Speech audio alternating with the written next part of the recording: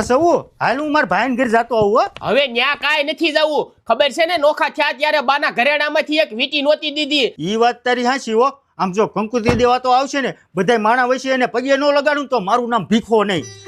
આલ્યો કાકા મારા લગ્નની કંકોત્રી.